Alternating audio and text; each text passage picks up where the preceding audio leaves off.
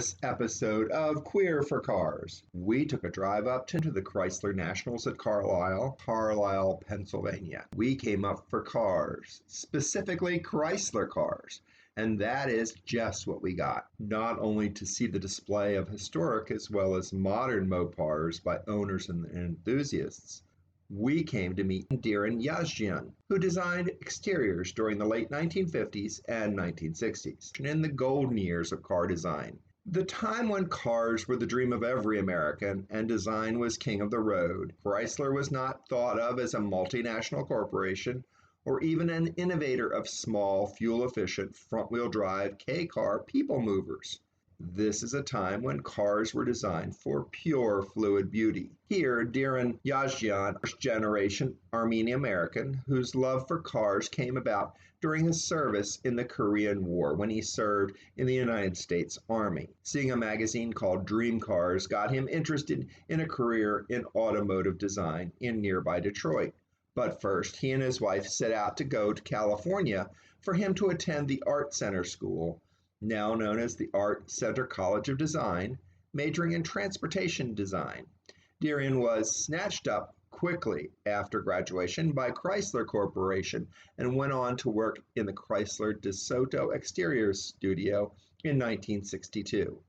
Let's hear his story. It's William Westhopper from The Real DC Car Guy, and we're here at the Chrysler Nationals in Carlisle, Pennsylvania, and we're with one of the famous Chrysler designers. Would you introduce yourself, sir? My name is Diran Yazejian, and I've got a nickname where people call me Diran. Diran. Diran. Now, Yazejian, now what nationality is That's it? Armenian. Armenian, Yeah. okay. You So tell by are the you... IAN at the end. Okay. First generation, second generation? My parents were immigrants, Okay.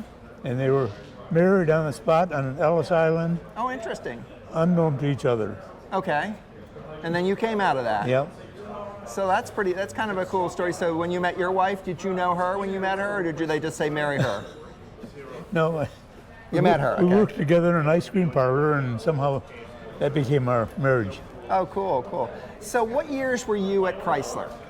I started in 1959, and I retired in 1995.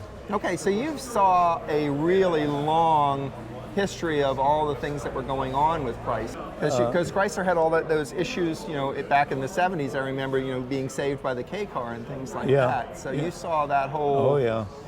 And brands come and go and things of that nature. Yeah. So in 1959, when you joined, what was your first job there? I went to the Chrysler DeSoto studio, and I worked there for a couple, 3 years when Bill Brownlee saw some of my work, and he asked if I'd come to the Dodge studio, Okay. where I stayed for many years. Now, were you a designer at that time, or had you had design training? Yeah, I went to the Art Center School in California. Okay. Got my training there, and I hired in as a designer. Okay. And as a kid, were you drawing cars and planes or things like that, or how did the design Yeah, side I come was kind in? of drawing cars and making models, and I could hardly wait to drive Okay. my driver's license. But So talk to me about these two cars in front of us. well, these are this is the It's good. I can pop it up. We can show pop to it the- up there a little bit. grill for the 1969 Charger that's sitting right here, Okay. Okay. So we'll take a picture of that. Good. and then this is the tail light for the same car.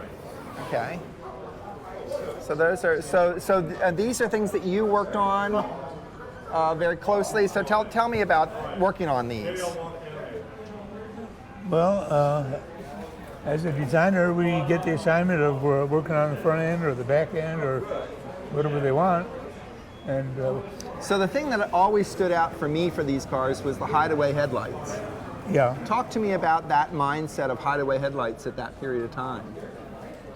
Well, that was considered a premium item for a car. It's costly to buy all that mechanism, and, Right. but And they were hydraulic, or were they air pressure? I think vacuum. Vacuum. Okay. Yeah. And did you design Did you design it and then send it over to engineering to say, make this work? Or did engineering send, here's what we're going to do, make it look pretty? Well, as we're designing, engineering is looking over our shoulder Okay. to see, make sure we're right on track, you know. So did you have did you kind of, say, by the way, engineers, you could do the little something a little bit better here, or did they say that to you at times? Yeah, at times. Okay. Both ways. Okay.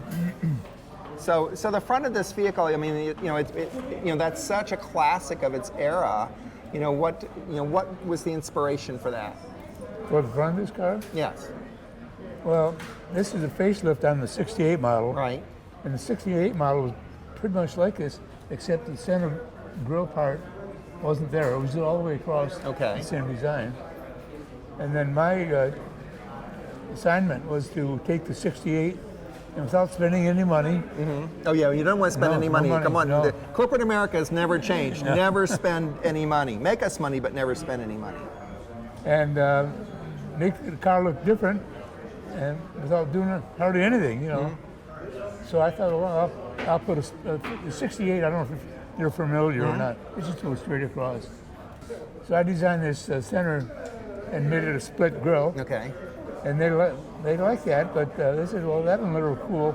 We're going to test this thing in Arizona with a Hemi engine in the hottest weather on the desert, and that's going to block the air. So I went back and I put these little roofs in it, and they looked at that and they said, okay, that'll cool. Now, that'll be okay.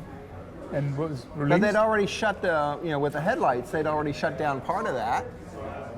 The headlights are carryover from the... Yeah, but the headlights were, you could have said, but your headlights are already stopping the airflow. Oh, yeah. Well, the radiator's right here. Right. That's what matters. Yeah. Yeah.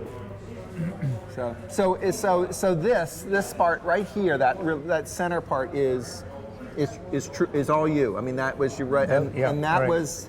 So that was done with a pencil and colored pencils, or how did you? Well, right on this drawing here. Okay. It's mostly magic markers, Okay. this kind of stuff, and pencil. So did you like kind of sketch it in your mind? Did you go home and go in the middle of the night, I've got this idea, and then get up in the middle of the night and sketch something out, or? That's happened before, but not on this one. Okay. Yeah. Okay. I used to keep a pad of paper on my bed table and a pencil.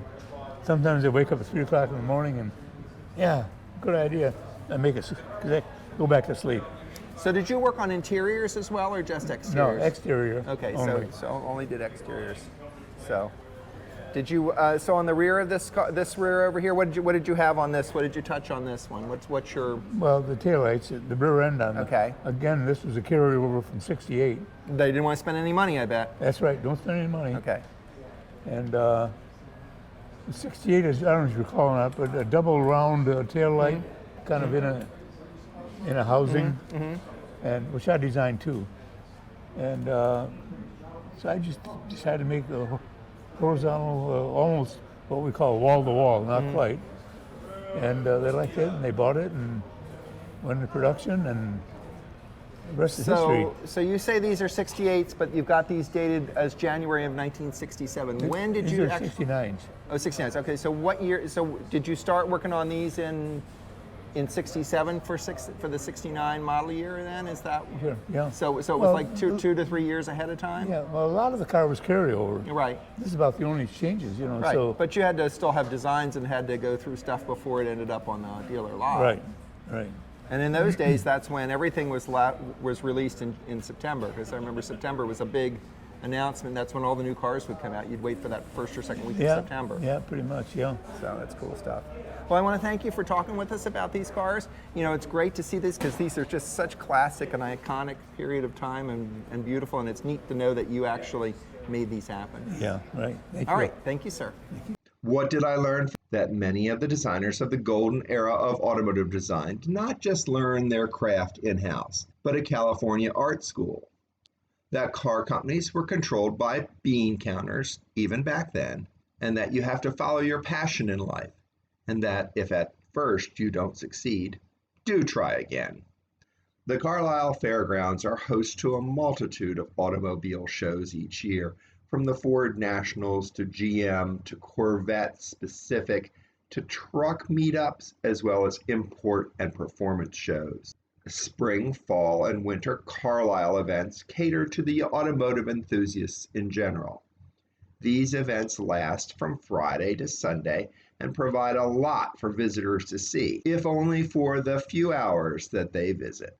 We want to thank the team from Carlisle Events, as well as Lisa Barrow from Stellantis, and of course Officer Matthew Ryle, who provided photograph and video support for this and many of our regular road trip segments for this channel. And you can find his work in our Officer Matt column that he regularly contributes to about our automotive adventures. If you like this video, please smash that like button and subscribe, and click on the bell icon to be notified of upcoming videos. Until next time, when we share with you more interesting car and truck reviews and stories about the automotive lifestyle. Until then,